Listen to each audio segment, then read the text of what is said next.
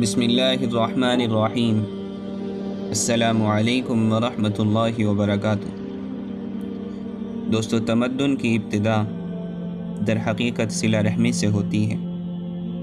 اگر باپ بیٹے کو، بیٹا باپ کو، بھائی بھائی کو چھوڑ دے تو نوع انسانی جانوروں کا ایک ریوڑ بن جائے۔ اس بنا پر قرآن و حدیث دونوں میں صلہ رحمی کی نہایت فضیلت بیان کی گئی ہے، اور صحابہ کرام میں یہ فضیلت عموماً پائی جاتی تھی۔ ایک صحابی تھے جو اپنے قرابت داروں کے ساتھ صلہ رحمی اور احسان کرتے تھے، اور ان کے ساتھ حلم و بردباری کے ساتھ پیش آتے تھے، مگر ادھر سے تمام چیزوں کا جواب الٹا ملتا تھا۔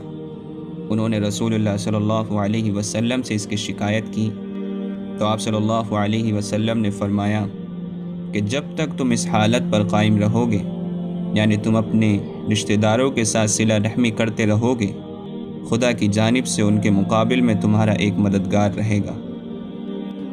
حضرت زینب رضی اللہ عنہا اپنے اعزاء و اقارب کے ساتھ نہایت اچھا سلوک کرتی تھیں۔ حضرت عائشہ رضی اللہ عنہا فرماتی ہیں، میں نے زینب سے زیادہ دیندار اور زیادہ پرہیزگار، زیادہ سچی اور زیادہ صلہ رحمی کرنے والی عورت نہیں دیکھی۔ صحابہ کرام کو صلہ رحمی کا اس قدر خیال تھا کہ حضرت عمر رضی اللہ عنہ صبح کے وقت اپنے بچوں سے کہتے تھے کہ الگ الگ کھیلو، مل جل کر رہو گے تو تم میں جھگڑا و فساد ہوگا اور قطع رحمی کرو گے۔ صحابہ کرام کا یہ حسن سلوک صرف مسلمان اعزاء کے ساتھ مخصوص نہ تھا، بلکہ صحابہ کرام اپنے ان اعزاء و اقارب کے ساتھ بھی جو کافر تھے اسی قسم کا فیاضانہ برتاؤ کرتے تھے۔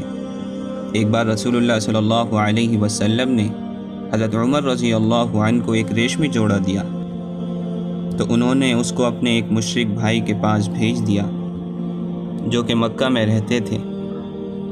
حضرت اسماء رضی اللہ عنہا ہجرت کر کے مدینہ گئیں تو ان کی والدہ جو کافر تھیں ان کے پاس آئیں اور مالی مدد مانگی۔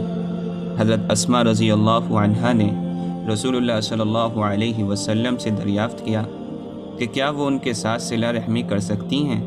آپ صلی اللہ علیہ وسلم نے فرمایا ہاں۔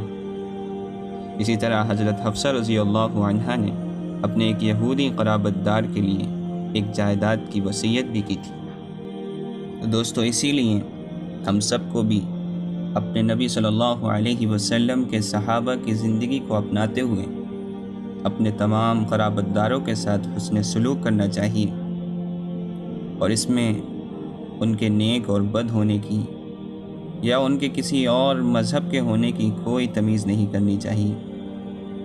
اللہ تعالیٰ سے دعا ہے کہ وہ ہم سب کو ان سب باتوں پر عمل کی توفیق عطا فرمائے۔